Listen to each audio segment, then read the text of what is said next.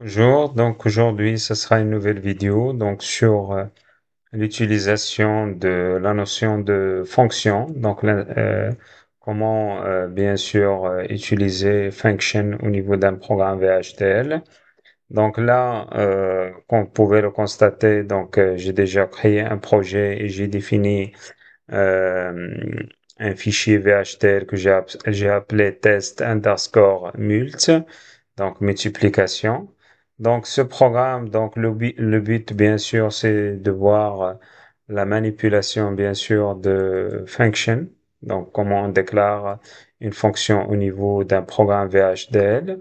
Donc après qu'on a inséré la bibliothèque E3E, donc là on va utiliser deux bibliothèques, la bibliothèque STD logique et la bibliothèque numérique STD. Donc, on définit une entité test mult. Donc, je l'ai appelé test underscore mult is and test mult. Donc, bien sûr, ici, on n'a pas besoin de définir les ports. Donc, ensuite, après la définition du nom de l'architecture, je passe à la déclaration de la fonction. Donc, j'ai déclaré ma fonction function que j'ai appelée mult avec deux entiers, donc a et b, integer, return integer, d'accord, is, begin, et là je définis bien sûr ma fonction, donc qui va me donner une valeur en sortie. Donc là, return A étoile B. D'accord? And mult. Donc là, j'ai défini ma fonction qui va me réaliser l'opération de multiplication entre A et B, qui sont integer, définis comme integer. D'accord? Donc là, bien sûr, ici, vous avez votre fonction qui va vous donner une valeur en sortie. D'accord? C'est pas comme procédure, donc c'est différent. Donc là, vous avez une fonction qui vous donne une valeur en sortie et non pas plus. Voilà, donc begin, process. Je définis variable result. D'accord? Donc c'est là où je vais stocker bien sûr le résultat. C'est au niveau de cette variable. Donc result qui est défini comme integer. Begin. Et là, je stocke la valeur de multiplication, par exemple, entre 3 et 5 au niveau results. Là, je vais l'afficher, reports and integer image result. Là, ensuite, je réalise une deuxième opération de multiplication via la fonction mult entre 7 et 2. Donc là, normalement, je dois obtenir 15 et là, je dois obtenir 14 comme résultat.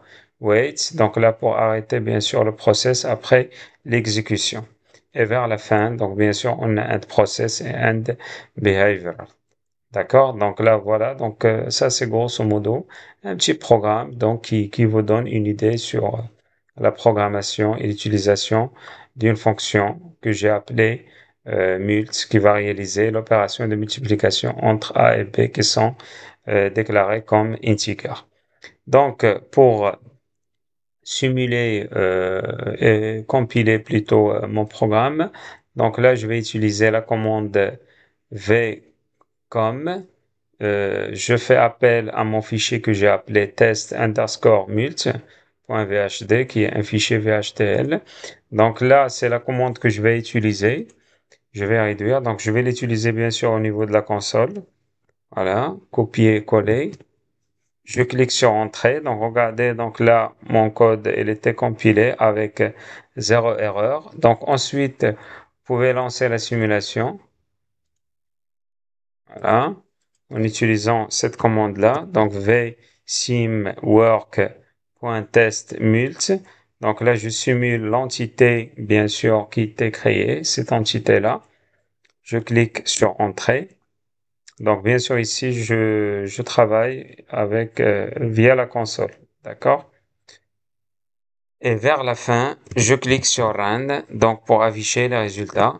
Voilà, donc regardez, donc là, vous avez, donc là, donc je peux agrandir. Voilà. Donc là, vous avez le résultat. Voilà. Note, donc le résultat de 3 fois 5, donc c'est 15. Et là, vous avez 7 fois 2, c'est 14. Donc là, via la console, donc on peut afficher bien sûr le résultat de multiplication. Donc là, notre fonction, elle nous donne en sortie la valeur de 15, qui est bien sûr la multiplication de 3 avec 5. Et là, c'est la multiplication de 7 avec 2. D'accord? Donc là, on a 15 et là, on a 14. Donc on voit très bien que notre programme fonctionne très très bien. Donc là, c'est ce qui nous permet de bien comprendre, bien sûr, l'utilisation